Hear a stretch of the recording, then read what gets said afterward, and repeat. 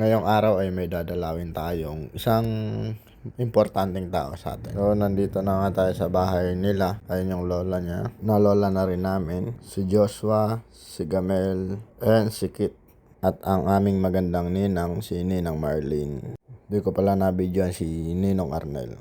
So, ayan na nga, papunta na kami. Yo! Hey! Siyempre, bibili muna tayo ng foods and drinks natin.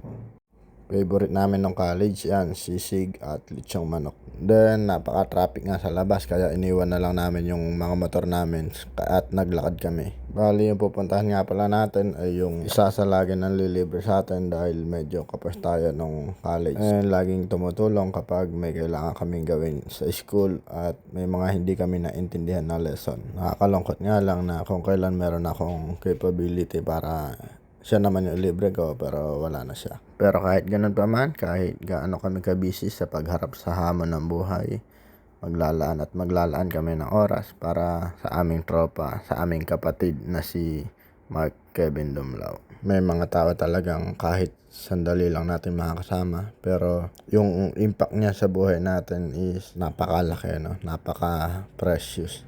Sabi nga sa isang kasabihan, if you want something to last forever, you treat it differently. Ang ibig sabihin nun, hindi ko rin alam, bye.